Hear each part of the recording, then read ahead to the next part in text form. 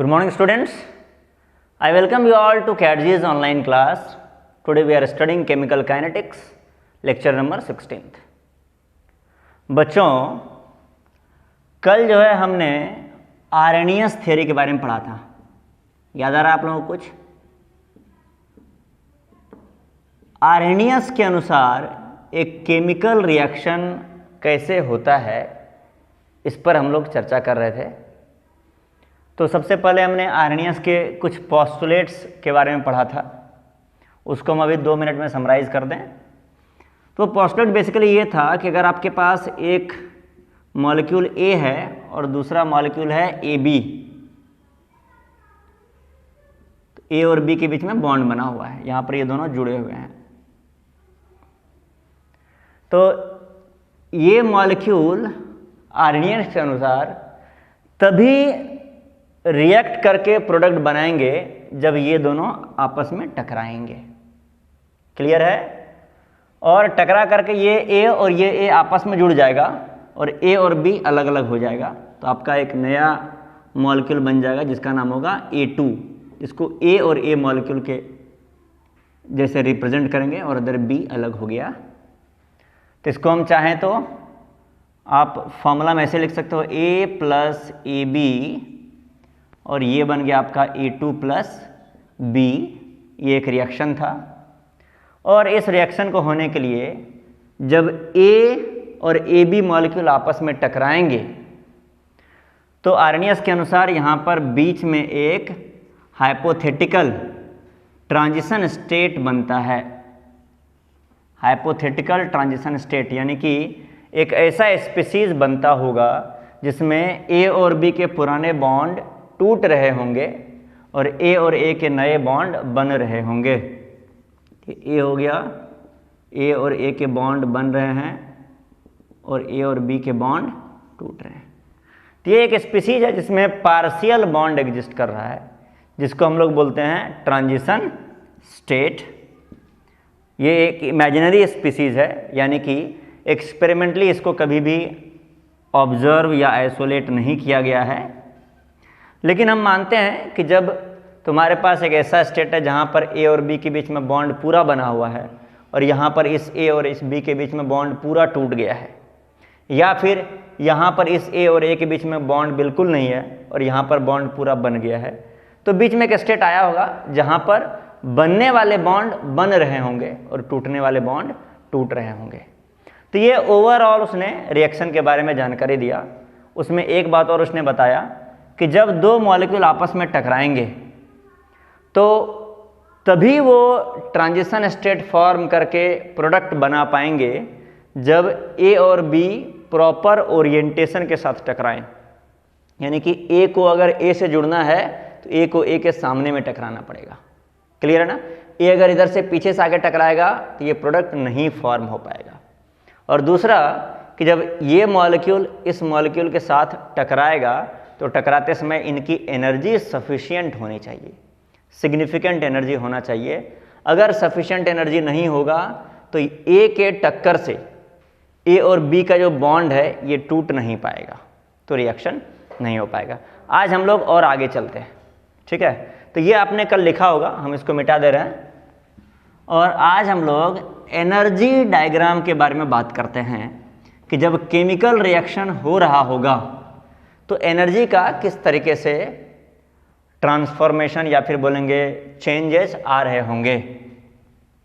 तो देखो यहाँ पर हम एक एनर्जी प्रोफाइल डायग्राम बनाते हैं। तुम लोग पहले देख लो डायग्राम कैसे बना रहे हैं और फिर बाद में बनाना। एक बार समझ जाओगे तो डायग्राम बनाना तुम्हारे लिए बहुत आसान हो जाएगा। ठीक है? तो यहाँ पर वाई एक्सिस पर हमने क्या लिया है? एनर्जी लिया है। ठीक है? वाई एक्सिस पर एनर्जी लिया है और एक्स एक्सिस पर हमने लिया है रिएक्शन कोऑर्डिनेट। रिएक्शन कोऑर्डिनेट का मतलब क्या होता है? रिएक्शन कोऑर्डिनेट मतलब रिएक्शन का प्रोग्रेस किस तरीके से हो रहा है। यानी बेसिकली टाइम के साथ साथ जैसे रिएक्शन हो रहा होगा, रिएक्टेंट से ट्रांजिशन स्टेट बन रहा होगा और उससे प्रोडक्ट बन रहा होगा, तो उसी को ये जो ट्रांजिशन फेज है, इसी फेज को, इसी टाइम को हम लोग बोलते हैं रिएक्शन कोऑर्डिनेट। ठीक है। तो देखो शुरुआत में तुम्हारे पास ये और ये दो रिएक्टेंट है ना, तो दोनों रिएक्टेंट का टोटल मिला करके कुछ एवरेज एनर्जी होगा।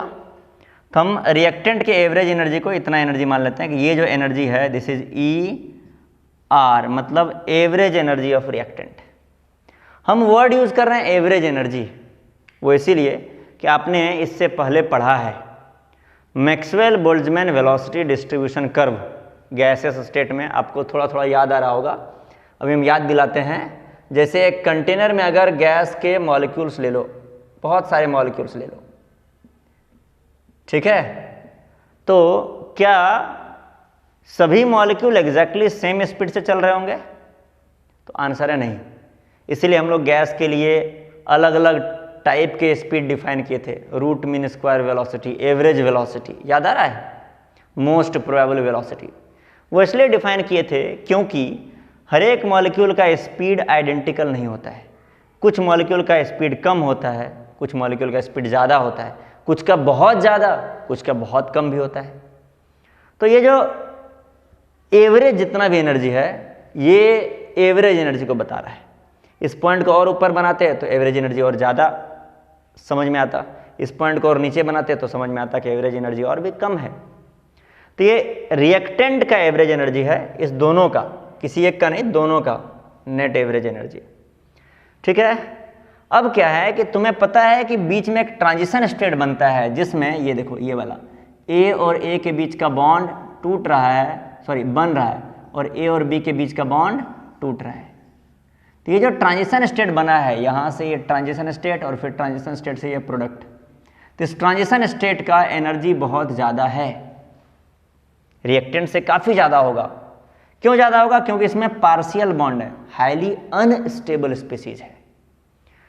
तो मान लो कि जब रिएक्शन स्टार्ट हुआ तो कुछ हायर लेवल पर यहाँ पर ये तुम्हारा ट्रांजिशन स्टेट का एनर्जी है ये। तो देखो रिएक्टेंट तो यहाँ से स्टार्ट हुआ था, रिएक्शन जब शुरुआत हुआ था तो ये 0 टाइम से स्टार्ट हुआ, लेकिन जैसे जैसे ट्रांजिशन स्टेट बना होगा कुछ टाइम गुजर गया होगा। तो इस तरीके से ये जो पॉइंट इंडिकेट कर रहा है ये रिएक्टेंट को शुरुआत में इस टाइम पर रिएक्टेंट था, ट्रांजिशन स्टेट का ये एनर्जी है, लेकिन ट्रांजिशन स्टेट थोड़ी देर वक्त के बाद बना होगा। तो ट्रांजिशन स्टेट मान लो किसी टाइम पर ये जो एक्स एक्सिस है वो टाइम को बता रहा है, 0 टाइम से थोड़ा सा आगे बढ़े हैं तो कोई भी एक टाइम पर यहाँ पर ट्रांजिशन स्टेट बना होगा। कोई दिक्कत? तो ये तुम्हारा क्या हुआ है कि तुम्हारा रिएक्टेंट का जो एवरेज एनर्जी था वहाँ से एनर्जी बढ़ के यहाँ तक ट्रांजिशन स्टेट तक पहुँचा। कोई दिक्कत? अब इसके बाद क्या हुआ, ट्रांजिशन स्टेट के बाद फाइनली फिर थोड़ी देर के बाद क्या बन जाएगा, प्रोडक्ट। अब ये जो प्रोडक्ट तुम्हारा ये दोनों, इसका भी एवरेज एनर्जी कहीं पर यहाँ पर तोलाई करता होगा ना, तो ये एनर्जी है तुम्हारा E ट्रांजिशन स्टेट। कोई दिक्कत? और प्रोडक्ट का एनर्जी भी तो यहाँ पर कुछ देखो, ये रिएक्टेंट का एनर्जी है, ये ट्रांजिशन स्टेट, तो इसी लाइन पर कहीं ना कहीं प्रोडक्ट का भी एक एनर्जी होगा। तो प्रोडक्ट का जो एनर्जी होगा तुम मान सकते हो रिएक्टेंट से ज़्यादा भी हो सकता है और रिएक्टेंट से कम भी हो सकता है। ये तो डिपेंड कर जाएगा कि रिएक्टेंट प्रोडक्ट में कौन ज़्यादा स्टेबल है कौन कम स्टेबल है, कुछ भी हो सकता है, ठीक है। तो हम इस रिएक्शन के लिए मान लेते हैं चलो कि प्रोडक्ट का एनर्जी रिएक्टेंट से कम है, EP। अभी इधर जगह खाली था तो हमने कम मान लिया, ऊपर में ज़्यादा जगह खाली होता तो ऊपर ही मान लेते, ज़्यादा मान लेते। तो ये कुछ भी मान सकते हैं हम। तुम एक नया मान सकते हो कि प्रोडक्ट का एनर्जी रिएक्टेंट से ज़्यादा है तो तुम्हारा ग्राफ थोड़ा सा मॉडिफाई हो जाएगा, ठीक है। कुछ भी हो सकता है ये दोनों एनर्जी। लेकिन एक बात क्लियर है कि ट्रांजिशन स्टेट का एनर्जी रिएक्टेंट प्रोडक्ट दोनों के एनर्जी से ज़्यादा होगा।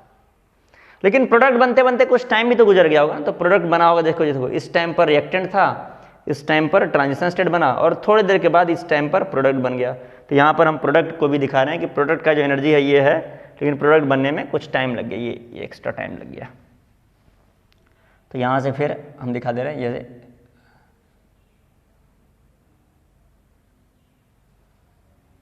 है तुम्हारा, ठीक है। तो इस तरीके से रिएक्शन हुआ है। शुरुआत में रिएक्टेंट था, उसका एनर्जी ये था, धीरे धीरे ट्रांजिशन स्टेट बना तो उसका एनर्जी बढ़ गया और फिर वहाँ से प्रोडक्ट बना तो एनर्जी उसका कम हो गया, ठीक है। अब ये डायग्राम को देख करके हम लोग आर्नियस जो बात बोल रहे थे उनसे थोड़ा सा रिलेट करने का कोशिश करेंगे, ठीक है। तो पहले देखो, आर्नियस का एनर्जी से रिलेटेड कहना था कि देखो ये जो एनर्जी है रिएक्टेंट का एनर्जी तो एवरेज इतना ही है, लेकिन ट्रांजिशन स्टेट का एनर्जी इतना है, यानी कि रिएक्टेंट को यहां से एक्स्ट्रा इतना एनर्जी तुम्हें जितना है उससे एक्स्ट्रा इतना एनर्जी प्रोवाइड करना पड़ेगा ताकि ट्रांजिशन स्टेट बन पाए। तो ये जो यहां से लेकर के यहां तक का एक्स्ट्रा एनर्जी है, रिएक्टेंट का इतना एवरेज एनर्जी था और कितना एनर्जी दिया जाए इसको ताकि ये ट्रांजिशन स्टेट की एनर्जी तक पहुंच पाए। तो इस एनर्जी को बोलते हैं एनर्जी ऑफ एक्टिवेशन, EA। क्या बोलते हैं इसको? Energy of activation, EA। अच्छा, कोई बोलेगा कि रिएक्टेंट के पास इतना एनर्जी था, इससे जो एक्स्ट्रा लिया उसको एक्टिवेशन एनर्जी बोलते हैं, लेकिन फाइनली टोटल कितना एनर्जी हो जाना चाहिए ताकि ट्रांजिशन स्टेट फॉर्म हो? तो इतना एनर्जी पहले से था, इतना एक्स्ट्रा दिए, यानी टोटल यहां से लेकर के यहां तक ट्रांजिशन स्टेट का जितना एनर्जी है ना जीरो लेवल से, नेट इतना एनर्जी, नेट यहां से यहां तक का जो एनर्जी है, यहां से यहां तक का जो नेट एनर्जी है, ये नेट एनर्जी होना चाहिए ताकि प्रोडक्ट फॉर्म हो पाए, और इस नेट एनर्जी को बोलते हैं थ्रेशोल्ड एनर्जी, ETH। यानी कि तुम मान सकते हो कि जीरो लेवल से ट्रांजिशन स्टेट का जितना एनर्जी है, ये गैप, इसी को बोलते हैं थ्रेशोल्ड एनर्जी। कोई दिक्कत? तो अब जल्दी से एक बार इस डायग्राम को तुम लोग बना लो, क्योंकि इस डायग्राम में हम थोड़ा सा और मॉडिफाई भी करेंगे। इस डायग्राम को बना लो और फिर हम लोग आगे बढ़ेंगे। चलिए, तो आपने डायग्राम बना लिया होगा। अब देखो, डेफिनेशन लिख लोगे पहले एक्टिवेशन एनर्जी और थ्रेशोल्ड एनर्जी का। तो एक्टिवेशन एनर्जी का डेफिनेशन लिखो, EA। It is the extra energy, it is the extra energy that reactant molecules require.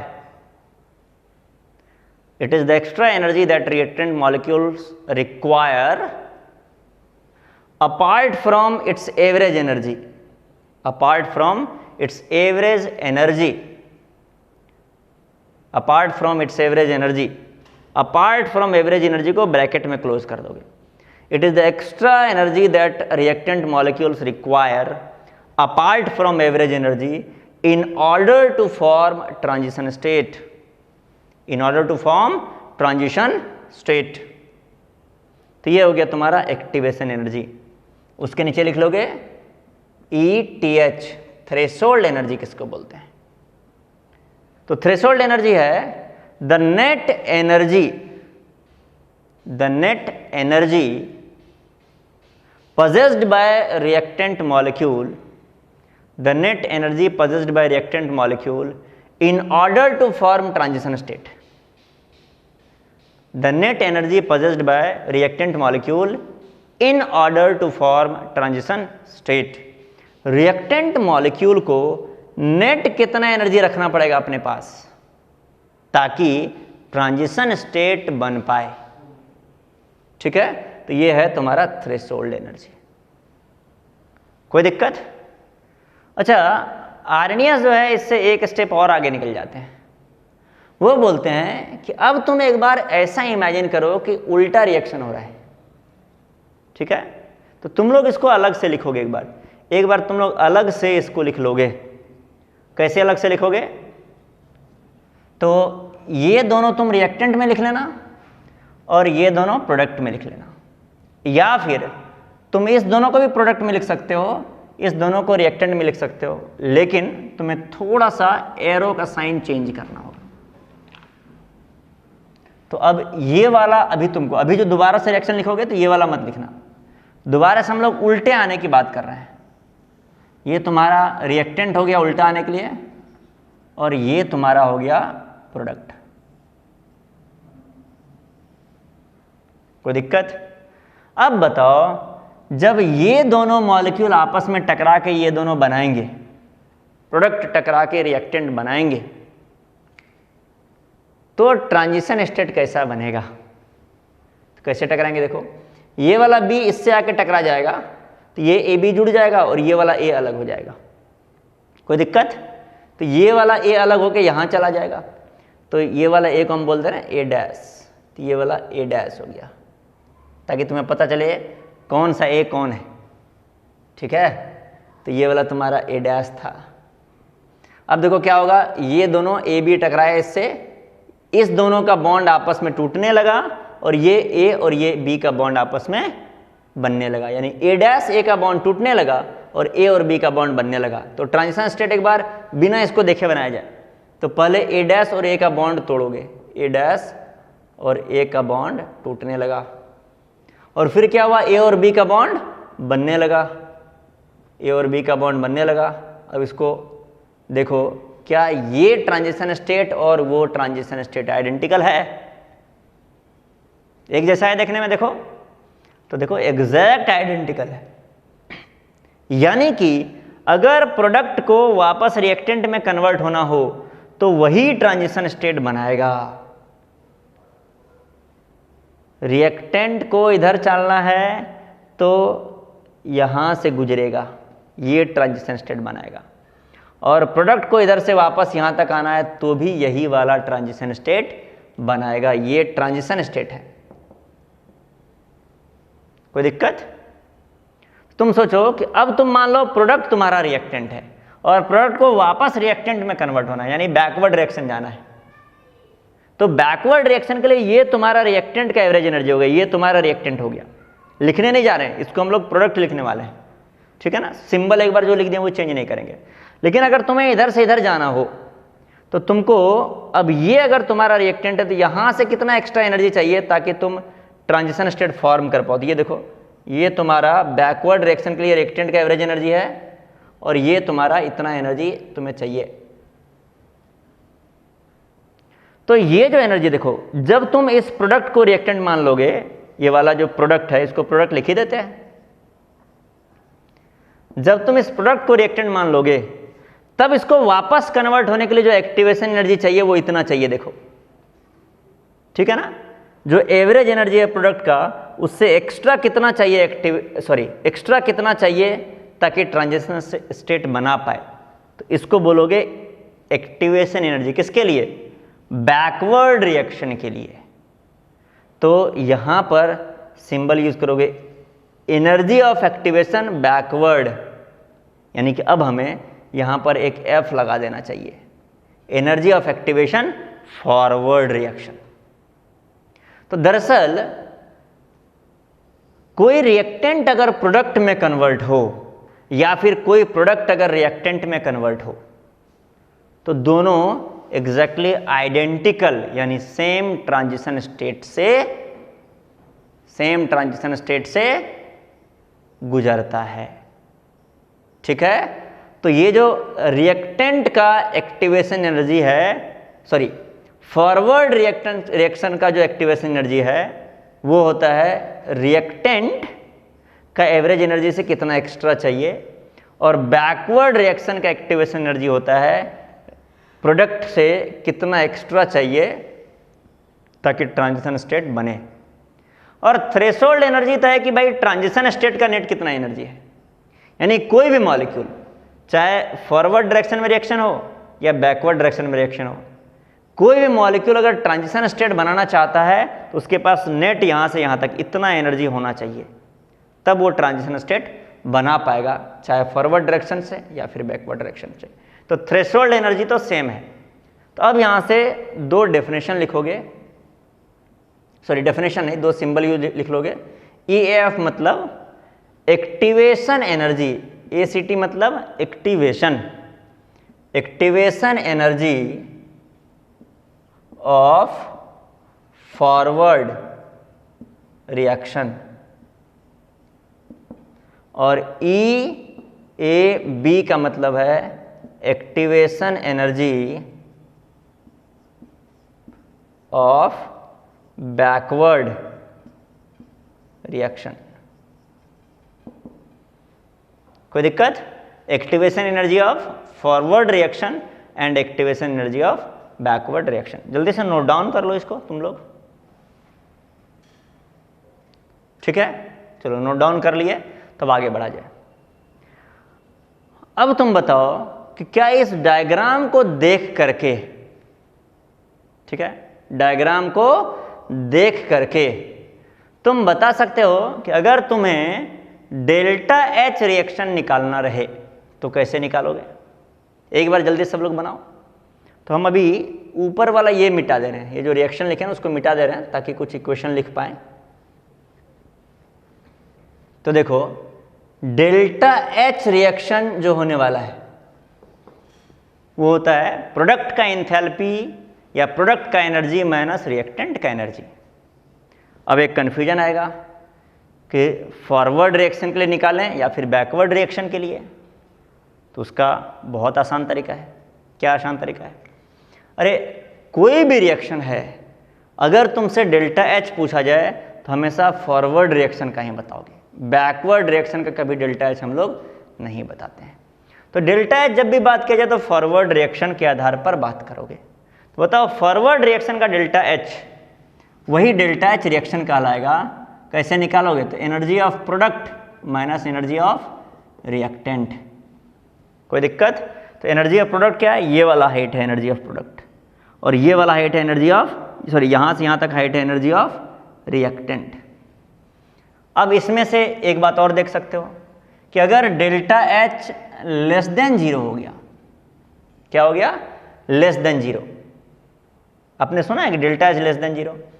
अच्छा, ये क्वांटिटी लेस देन जीरो हो गया, यानी कि इसमें से इसको घटाए तो जीरो से छोटा हो गया, नेगेटिव हो गया। वो कब होगा?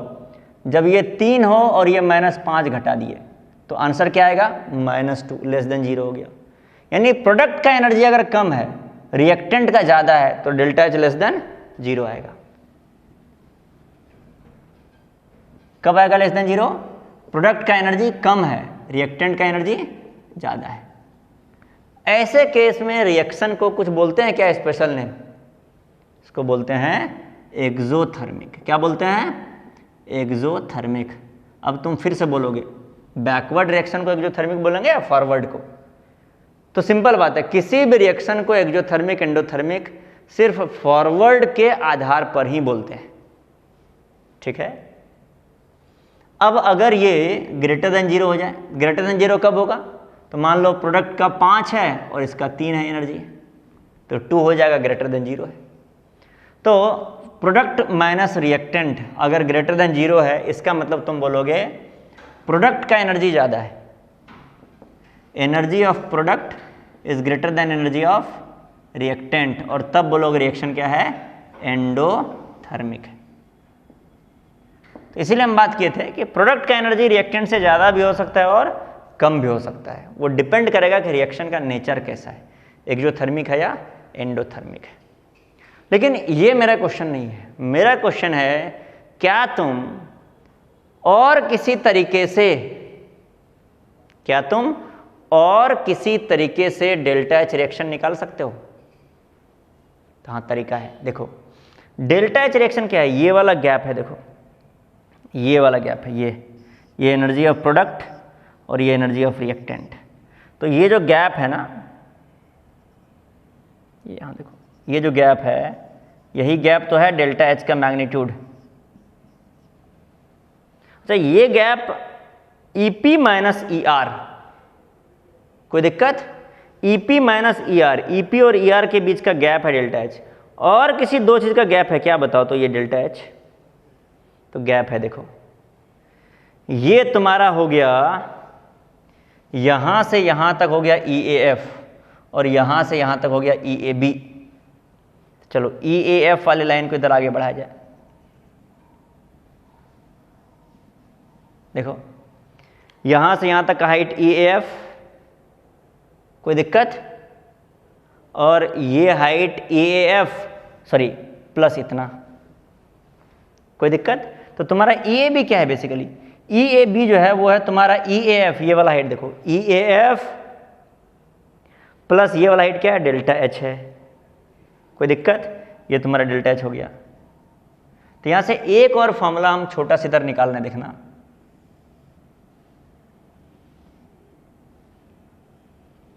ई A B is equal to, E A B क्या है, E A B is equal to E A F, कोई दिक्कत, ये E A F plus delta H, E A F plus delta H बोल सकते हो। लेकिन देखो इसमें एक परेशानी आएगा कि डेल्टा एच तुम्हारा नेगेटिव है या पॉजिटिव है, बताओ। तो डेल्टा एच यहां पर नेगेटिव है कि नहीं। देखो इस रिएक्शन के अनुसार अगर देखोगे तो ईपी जो प्रोडक्ट का एनर्जी है कम है, रिएक्टेंट की एनर्जी ज़्यादा है, कोई दिक्कत। तो डेल्टा एच को तुम जोड़ोगे उसका वैल्यू नेगेटिव है, तो दरअसल ये घट जाएगा। तो ई ए एफ तो एक एनर्जी है, ये एक पॉजिटिव वैल्यू है एनर्जी, ये भी एक पॉजिटिव वैल्यू है। लेकिन तुम्हें ई ए बी का मैग्नीट्यूड जो है वो ज़्यादा आना चाहिए ना, किससे, ई ए एफ से, कोई दिक्कत। तो उसके लिए क्या तरीका है, उसके लिए तरीका है कि तुम लिखोगे E delta H is equal to E A F minus E A B. अब तुम देखो क्या सब कुछ मैच कर रहा है। तो ई ए एफ देखो, ई ए एफ इतना हाइट है और ई ए बी इतना हाइट है, तो ई ए एफ में से ई ए बी घटा दोगे तो ये वाला हाइट बचेगा, कोई दिक्कत। और ये जो निकल के आएगा तुम्हारे इस बार नेगेटिव निकल के आएगा, क्योंकि ई ए एफ कम है और ई ए बी ज़्यादा है, और नेगेटिव निकल के आना भी चाहिए, नेगेटिव निकल के आना चाहिए। क्यों निकल के आना चाहिए, क्योंकि ईपी कम है ईआर से। देखो EP is less than ER ना, एक जो थर्मिक रिएक्शन है डेल्टा एच नेगेटिव आना चाहिए। तो इस फॉर्मूले में कई बार कन्फ्यूजन हो जाता है कि लोग लिख लेते हैं E A B is equal to E A F plus delta H. देखने में तो सही लग रहा है, पर गड़बड़ क्या हो जाता है, गड़बड़ हो जाता है कि इस पर्टिकुलर डायग्राम में डेल्टा एच है नेगेटिव। तो हम लोग ये जनरल यूनिवर्सल फार्मूला बना लिए, ये यूनिवर्सल फार्मूला बन गया, ये एक जो थर्मिक एंडोथर्मिक किसी भी रिएक्शन के लिए लागू हो जाएगा। जैसे फॉर एग्जांपल ये जो रिएक्शन एक्जोथर्मिक है तो ई ए एफ कम है, देखो ई ए एफ कम है और ई ए बी ज़्यादा है। अगर रिएक्शन एंडोथर्मिक होता, एंडोथर्मिक मतलब ई पी बड़ा होता ई आर से, तो ई पी बड़ा होता यानी कि प्रोडक्ट का एनर्जी ई आर, ये ई आर का एनर्जी है, प्रोडक्ट का इतना नहीं इतना होता, देखो यहाँ तक आ जाता, प्रोडक्ट का एनर्जी ये वाला कुछ होता। तो प्रोडक्ट का एनर्जी अगर इतना ना होकर के इतना होता तो ई ए बी इतना ही होता, ई ए बी जिसको डैश बोल देते हैं। तो अब बताओ अगर E A F minus E A B करते इस बार, तो ई ए एफ तुम्हारा इतना हाइट है और ई ए बी इतना ही हाइट है, तो इस बार जो E A F minus E A B करते तो पॉजिटिव वैल्यू इतना आता, उस बार डेल्टा एच पॉजिटिव आ जाता। तो ये जो फार्मूला बना है ये यूनिवर्सल फार्मूला बन गया है, E A F minus E A B is equal to delta H. E A F है फॉरवर्ड रिएक्शन का एक्टिवेशन एनर्जी और ई ए बी है बैकवर्ड रिएक्शन का एक्टिवेशन एनर्जी। तो ये सब सिंबल हम मिटा रहे हैं और एक क्वेश्चन तुम लोगों को बनाने दे रहे हैं। एक क्वेश्चन लिखोगे तो लिखोगे a reaction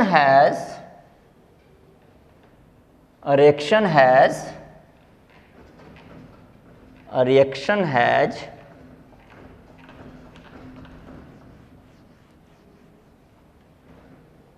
delta H is equal to minus 100 kilojoule and activation energy of forward reaction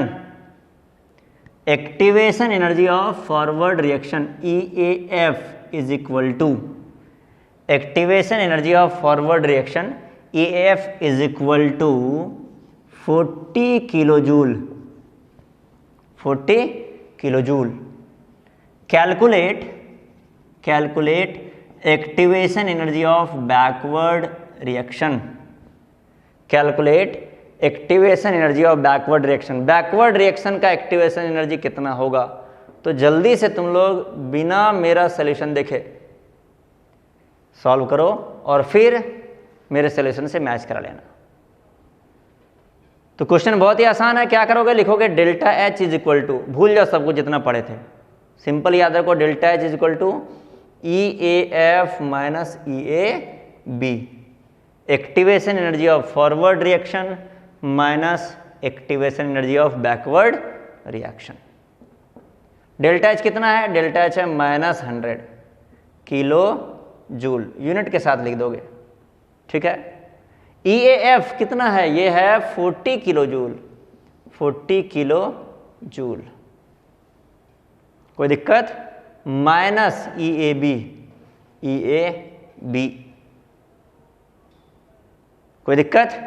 चलो यहां से ई ए बी निकाल लिया जाए, तो ई ए बी को इधर ले आओ, तो ये बचेगा 40 किलो जूल, 40 किलो जूल, और ये वाला इधर आके प्लस हो जाएगा, प्लस 100 किलो जूल, तो यहाँ से आ गया 140 किलो जूल, कोई दिक्कत। ये क्वेश्चन अगर सॉल्व कर लियो तो पहले जो भी हम बोर्ड पर लिखे हैं उसको नोट डाउन कर लो, फिर हम बोर्ड मिटाएंगे, सॉल्यूशन नोट डाउन कर लो।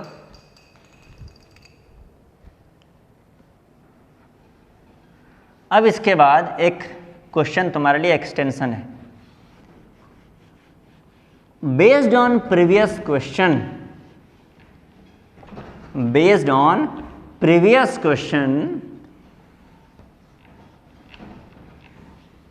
Draw the energy profile diagram, draw the energy profile diagram.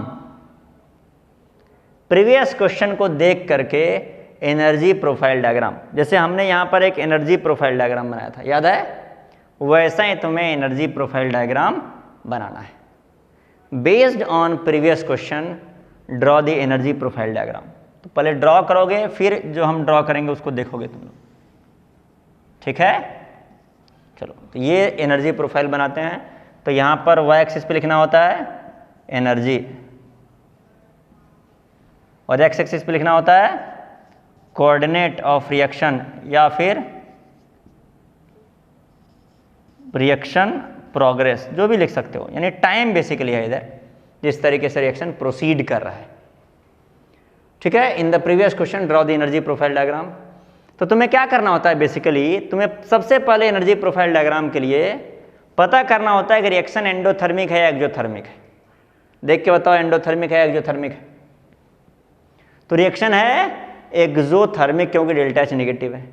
Exothermic मतलब, एक्सोथर्मिक का मतलब है कि एनर्जी ऑफ रिएक्टेंट, रिएक्टेंट का एनर्जी ज़्यादा होगा या प्रोडक्ट का ज़्यादा होगा, तो एक्सोथर्मिक है नहीं, प्रोडक्ट का एनर्जी कम होगा, तो ये तुम्हारा हो गया EP, और इससे ज़्यादा होगा रिएक्टेंट का एनर्जी, तो ये हो गया ER। और ट्रांजिशन स्टेट तो दोनों ज़्यादा होता है, लेकिन रिएक्टेंट से स्टार्ट होकर के थोड़े टाइम के बाद ट्रांजिशन स्टेट बनता है, तो ये तुम्हारा हो गया E ट्रांजिशन स्टेट, लेकिन ये ट्रांजिशन स्टेट बनेगा थोड़ी देर के बाद, तो यहाँ पर कहीं ट्रांजिशन स्टेट बना होगा यहाँ चल के, ठीक है। तो क्या होता है, पहले रिएक्टेंट से ट्रांजिशन स्टेट बना, और फिर ट्रांजिशन स्टेट से थोड़ी देर के बाद प्रोडक्ट बनेगा, लेकिन प्रोडक्ट का एनर्जी कितना है, तो यहाँ पर कुछ आएगा, देखो यहाँ पर प्रोडक्ट आएगा, तो ये यहाँ से फिर प्रोडक्ट बन गया ये, तो ये तुम्हारा डायग्राम बन गया है, एनर्जी प्रोफाइल डायग्राम। अब इसमें तुमको दिखाना होता है क्या, activation energy of forward reaction, तो ये देखो, ये रिएक्टेंट से जितना एक्स्ट्रा एनर्जी चाहिए ट्रांजिशन स्टेट बनाने के लिए, ये EAF है, activation energy of forward reaction. और प्रोडक्ट से वापस ट्रांजिशन स्टेट की तरफ जाना है, तो जितना एक्स्ट्रा एनर्जी चाहिए, ये वाला देखो, ये जो वैल्यू है ना, ये इसको बोलते हैं activation energy of backward reaction. चाहो तो इस दोनों का वैल्यू लिख भी सकते हो, चाहो तो नहीं भी लिख सकते हो, कोई दिक्कत। अब बताओ, क्या तुम अगर चाहो तो थ्रेशोल्ड एनर्जी निकाल सकते हो यहां पर, बताओ तो। तुम्हें ये वाला EAF पता है, तुम्हें EAB पता है, क्या ETH निकाल सकते हो। ETH होता है यहां से यहां तक का एनर्जी, ये है E थ्रेशोल्ड, निकाल सकते हो?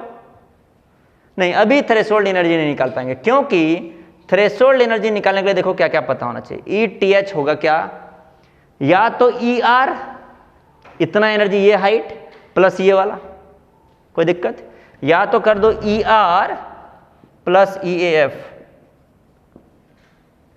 यहां से रिएक्टेंट का एनर्जी और इतना height EAF, activation energy of forward reaction, या फिर EP, ये वाला हाइट देखो EP है प्लस EAB, या फिर ये हो जाएगा EP प्लस EAB।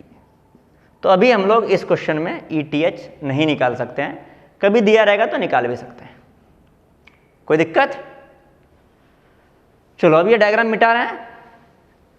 अब तुम्हारे मन में एक क्वेश्चन आ रहा होगा,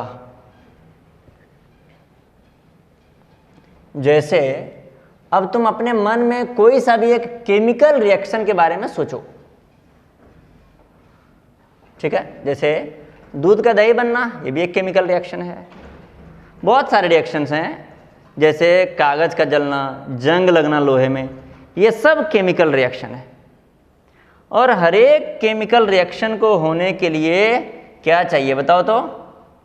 एक्टिवेशन एनर्जी चाहिए। एक्टिवेशन एनर्जी का मतलब है रिएक्टेंट के पास कुछ एनर्जी है, उससे कुछ ज़्यादा एनर्जी, कुछ एक्स्ट्रा एनर्जी चाहिए, तब रिएक्शन होगा। तो बच्चों, जब हम लोग एनर्जी प्रोफाइल डायग्राम बनाते हैं तो उसमें कुछ एसेंशियल कंपोनेंट्स होते हैं। देखो क्या क्या कंपोनेंट्स हैं। तो एक टर्म होगा एनर्जी ऑफ रिएक्टेंट, ER, ये हाइट एनर्जी ऑफ रिएक्टेंट है। ये हर एक मॉलिक्यूल रिएक्टेंट, तो मान लो जैसे एक डब्बा में तुमने रिएक्टेंट रखा, तो क्या इस डब्बा में जितने मॉलिक्यूल हैं सबका एनर्जी ER के बराबर है? तो आंसर है नहीं, सबका एनर्जी ER के बराबर नहीं है, ठीक है? लेकिन ER कौन सी एनर्जी है? तो इन सब का एवरेज एनर्जी ER है, यानी किसी मॉलिक्यूल की एनर्जी इससे ज़्यादा भी होगा, किसी का कम भी होगा, ठीक है? इसके बाद एनर्जी ऑफ प्रोडक्ट होता है, तभी प्रोडक्ट नहीं दिखाते हैं। तो रिएक्टेंट से ज़्यादा एनर्जी होता है ट्रांजिशन स्टेट, जो थोड़ी देर के बाद बनता है, टाइम यहाँ से यहाँ तक पहुँचे तो ट्रांजिशन स्टेट बन गया। तो ये देखो, ये रिएक्टेंट से हम लोग पहुँच गए ट्रांजिशन स्टेट तक, और फिर ट्रांजिशन स्टेट के बाद क्या बनता है? प्रोडक्ट बनता है थोड़ी देर के बाद। प्रोडक्ट का एनर्जी रिएक्टेंट से ज़्यादा भी हो सकता है और कम भी हो सकता है, तो यहाँ पर इस बार हमने ज़्यादा बना दिया है। तो ये तुम्हारा एनर्जी ऑफ प्रोडक्ट है, ये देखो ये EP, इस बार EP ज़्यादा ले लिए, तो ये एंडोथर्मिक रिएक्शन हो गया। EP कम लोगे तो एक्सोथर्मिक हो जाएगा।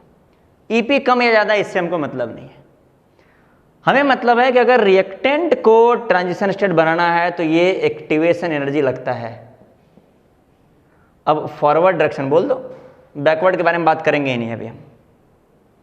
तो अगर रिएक्टेंट तुम ले लिए किसी डब्बे में, उसको एक्सेस इतना एनर्जी चाहिए, उनका एवरेज एनर्जी इतना ही है, एक्सेस इतना एनर्जी चाहिए, तब जा करके